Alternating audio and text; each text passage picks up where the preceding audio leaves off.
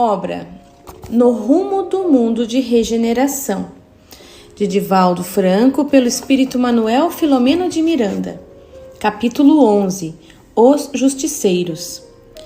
Durante todo o tempo, nosso grupo esteve em atividades no hospital, inclusive inspirando os terapeutas e auxiliando-os no esforço gigantesco de atender aos pacientes que estavam chegando em número expressivo. Alguns eram reencaminhados ao lar, a fim de aguardar o pronunciamento mais significativo da doença, devendo retornar dentro de alguns dias, mas outros necessitavam de atendimento urgente. Enquanto se discutia quais os medicamentos de urgência para aplicar, num terrível combate entre políticos infelizes, indiferentes ao sofrimento do próximo, os médicos tinham ordens perturbadoras dos diretores dos nosocômios, que ora atendiam às exigências de uma como de outra autoridade diferente. Enquanto isso, alguns pacientes pioravam e outros morriam. O desespero atingia as massas e as vibrações que invadiam o hospital eram de muito baixo nível, fazendo parte a raiva, o medo, a insegurança e as paixões desoladoras. Cumpria-nos inspirar os médicos na aplicação daquele remédio que estava dando melhores resultados, mesmo que pudessem apresentar depois algum efeito colateral. A verdade é que alguns medicamentos, embora não sejam os ideais, mesmo porque ainda não se pode produzir uma vacina preventiva, que é a melhor solução, restabelecem os pacientes com mais rapidez. Se tomados aos primeiros sintomas, impedem o prosseguimento da virose, o que constitui uma verdadeira bênção.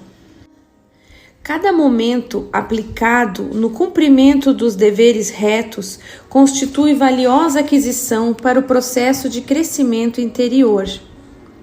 Dessa forma, em atividades contínuas, com dias mais turbulentos e outros nem tanto, passamos o primeiro mês ao nosso labor realizando as sessões mediúnicas para atendimento dos dramas obsessivos mais perturbadores, como também das agressões de baixo nível à nobre instituição que nos albergava.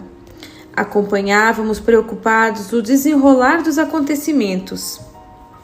Enquanto baixavam os índices de contaminação em diversos países europeus, no Brasil a virose perversa encontrava campo aberto mais amplo para o seu mister. Em reuniões sucessivas, o nosso irmão Spinelli apresentava os melhores caminhos para o nosso trabalho, e não discursávamos de manter contato com outros grupos espalhados pela nacionalidade brasileira, como também realizávamos reuniões de discussão de resultados, a fim de alterarmos comportamentos e tomarmos atitudes compatíveis. Aprendíamos a cada dia como atender condutas tão diferentes numa sociedade em desenvolvimento, cujos valores éticos são sempre postos de lado em face dos interesses inferiores que predominam. As comunicações virtuais oferecem uma grande contribuição na propaganda das informações que necessitavam alcançar as massas. Mesmo aí, o mau uso que se passou a fazer desse notável instrumento de comunicação facultou prejuízos inestimáveis, levando o pavor às pessoas desequipadas de discernimento, a outras fracas na fé religiosa e na humanidade, havendo campeonatos de fake news, notícias falsas, em que se destacam a difamação, a tragédia, as informações mais astuciosas e as denúncias que desarvoram os internautas. Quando passar a imensa tempestade, teremos problemas muito graves no comportamento dos sobreviventes, com preferência em torno da autenticidade das informações e da dignidade humana. Transtornos emocionais e obsessivos resultantes destes dias de isolamento social para aqueles que não estão acostumados com a vivência no lar e sempre optaram por festas, balbúrdias e ações constrangedoras, contribuindo para sofrimentos espirituais muito graves. Nosso compromisso com o dever também incluía os cuidados de natureza preventiva em relação ao período vindouro. Embora ainda demore um pouco de estabelecer-se, criando bases de segurança conforme o Espiritismo para servir de apoio à construção da nova ordem social. O emérito Allan Kardec, fazendo uma análise quanto aos diversos períodos do Espiritismo, elucidou que o sexto e último seria o da renovação social, exatamente este a que nos estamos referindo. No período de agravamento da doença e dos comportamentos, muitas pessoas surgiram desejosas de ajudar, mas sem o preparo cultural e doutrinário. Em nossos arraiais, utilizaram da internet para apresentar consolo e diretriz. Notícias do mundo espiritual em mensagens destituídas de legitimidade, com maior objetivo de aparecerem, de chamarem a atenção para o ego, do que auxiliarem no esclarecimento e socorro aos necessitados. Quaisquer notícias e oportunidades sempre oferecem espaço para os aventureiros que anelam pela promoção de si mesmos, sem nenhum compromisso com o Evangelho, formando grupos de desinformados e de inspirados pelas trevas, numa competitividade de uns contra os outros verdadeiramente lamentável. É compreensível que isso aconteça, mas é muito preocupante constatarmos que nem mesmo o sofrimento nestes momentos desperta a sensatez, o respeito, a conduta severa e ideal. Os interesses mesquinhos suplantam no indivíduo imaturo e o atiram às lutas doentias com exibicionismo e competitividade. O espírita verdadeiro é discreto nas suas atividades, sempre vigilante com as suas más inclinações. Faz questão de ser simples e gentil, poupando-se aos comentários elogiosos e nem sempre edificantes. Tal ocorrência, no entanto, somente é possível quando se tem convicção da imortalidade da alma e do destino que cada qual está construindo para amanhã. Especialmente os médiuns devem precatar-se de revelações de pavor, porém, sempre contribuindo em benefício da esperança e da paz, de modo a estimular todos a um comportamento digno, mesmo diante de situações muito embaraçosas. A fé verdadeira sempre está presente em todos os momentos do crente, orientando-o na direção do bem e da fraternidade que deve vigiar em todos os relacionamentos. A atual pandemia tem isso. É uma grande instrutora das massas, mesmo quando propicia dores inomináveis, mas se trata de precioso recurso da vida a fim de demonstrar a transitoriedade do corpo e a perenidade do ser. Mantendo em pauta os compromissos que nos diziam respeito, não deixávamos de atender o abençoado programa de desobsessão dos indivíduos, especialmente aqueles que se dedicam ao bem e atraem a animosidade dos espíritos impiedosos e perversos, que se comprazem em afligir e desagradar.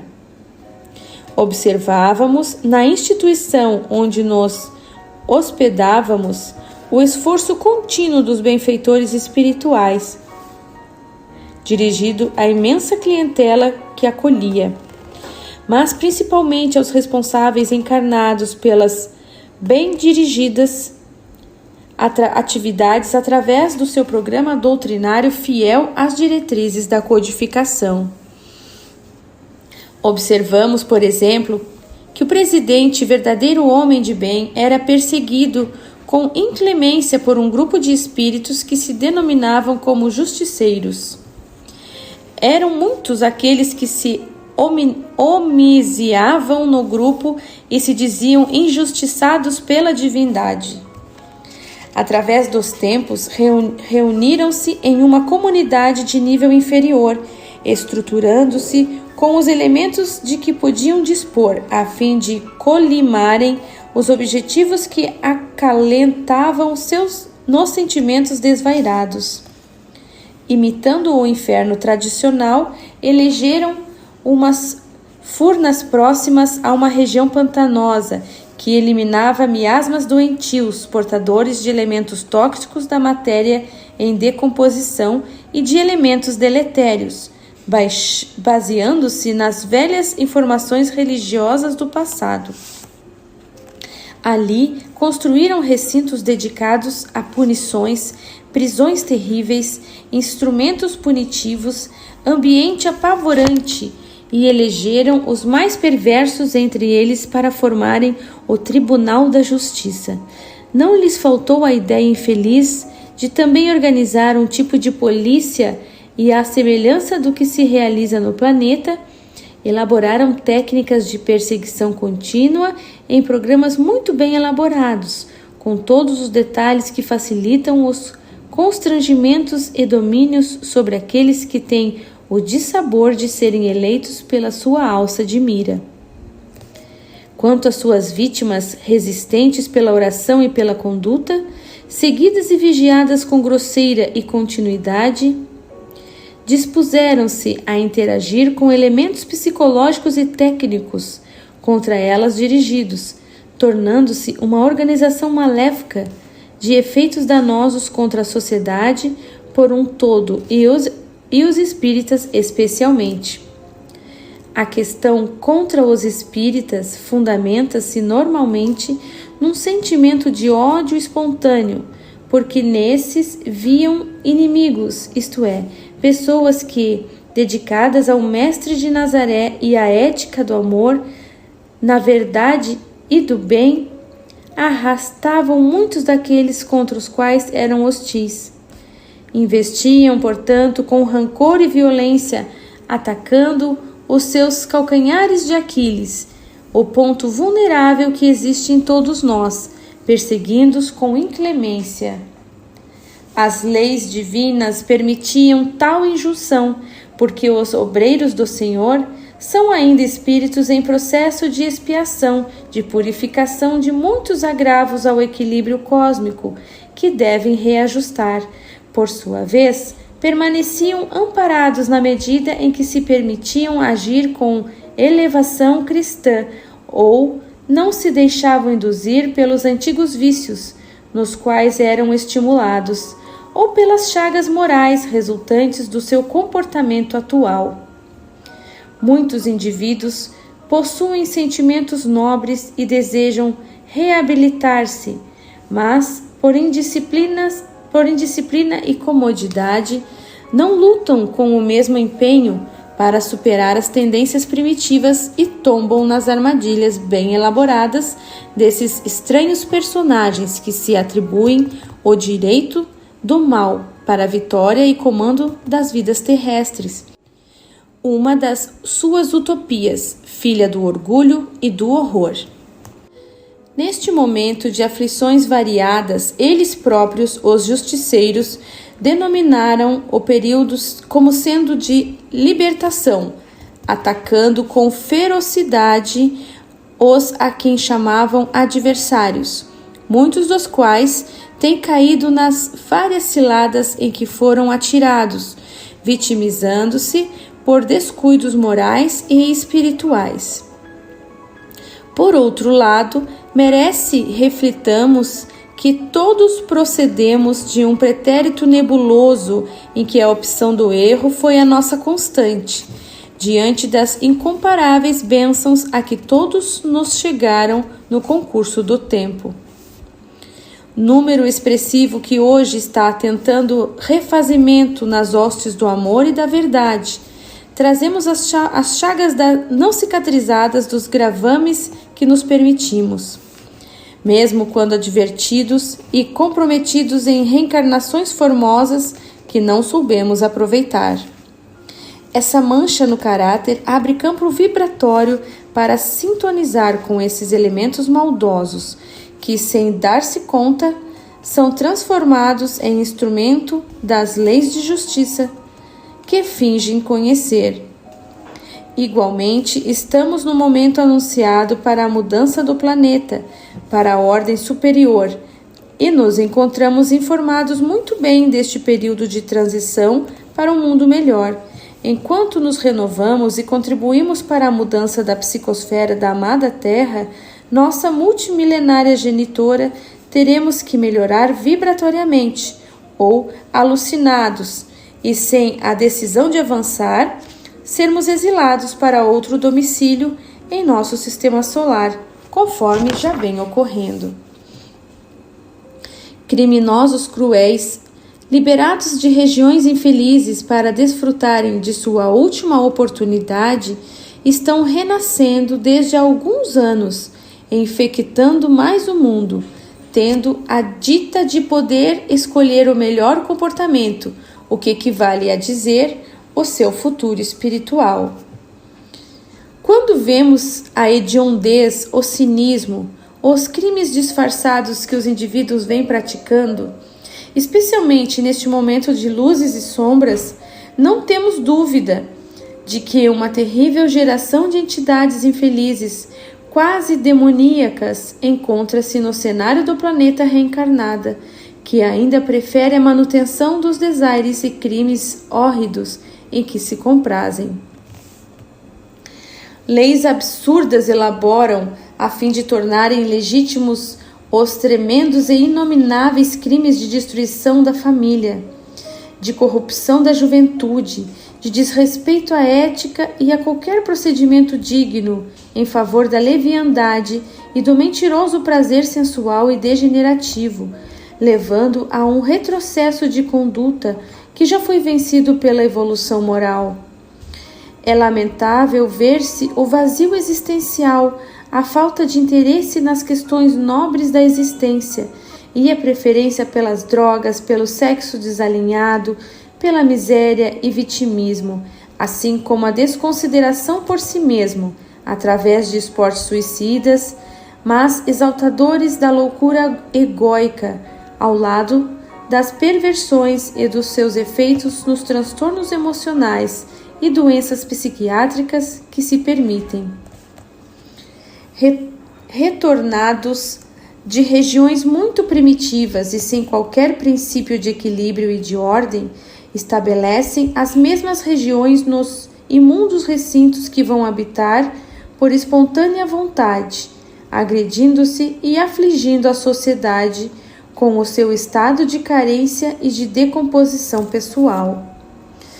Verdadeiros fantasmas deambulam pelas ruas, saindo dos monturos em busca de mais uma dose, enquanto outros estão em funções administrativas e são extravagantes, irresponsáveis, geradores das situações às quais os primeiros se atiram sem pensar. Antigos soberanos e senhores poderosos na maldade e nas dissipações, devassos que degradaram nações e povoados, multidões e vassalos, soldadescas desarvoradas que incendiaram aldeias ou escravizaram outros povos para se manterem na luxúria e na crueldade, voltam a administrar sob os mesmos estilos, inspirados por esses inditosos comparsas que estão no além na condição de justiceiros. A paisagem mental de todos eles, os na miséria econômica e outros na moral, é densa e chocante em face do número de vampiros que os assessoram, ovoides ou outros indefiníveis demônios que a imaginação desequilibrada pode mentalizar e construir de maneira fluídica. A limpeza espiritual, portanto, está sendo feita já desde algum tempo, agora no seu apogeu, sob o amparo da pandemia e de outras convulsões físicas do planeta, em ordenamento das suas camadas de equilíbrio do seu eixo. Logo depois, porém, o sol do amor voltará a brilhar. A ordem substituirá o desalinho. O bem que sempre existe sobrepujará qualquer tipo de maldade, e o ser humano, no seu habitat querido e feliz, cantará hosanas e loas ao Senhor de nossas vidas. Cabe-nos, pois, agora e sempre, permanecermos vigilantes e ativos na ensementação dos valores que constituem e mantêm a vida em todas as formas de expressão. Em consequência, a população espiritual do momento é compacta e constituída por muito sofrimento, esperando que as bênçãos do Consolador diluam as faixas densas de ódio e dor num amanhecer de alegria e ventura, conforme nos está prometido, e assim será.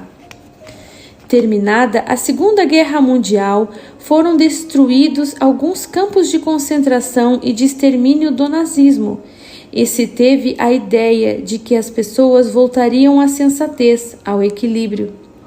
Entretanto, o monstro das guerras continuou destruindo vidas e culturas. Novos campos de desespero têm sido criados, e os pensamentos de angústia, desespero e ausência de fé passaram a constituir a psicosfera hoje mais intoxicada pelas edificações mentais dos desditosos variados. Os intelectuais da desgraça coletiva das massas funcionam como antenas desses espíritos que semeiam na filosofia as ideias de perversão, de anarquia, de destruição e de prazeres degradantes, aos quais se atiram os seus aficionados e são responsáveis pelos infinitos males que corrompem a sociedade e os conceitos de viver. Teledirigidos por espíritos equivalentes, a eles semelhantes, que ficaram na erraticidade enquanto eles retornaram ao palco terrestre, são geradores dos infinitos problemas da humanidade. Felizmente, acima de todos eles encontra-se Jesus e sua filosofia do amor, que corrige e ampara, sem nunca deixar a sós aquele que o buscam na sua ânsia de serem felizes.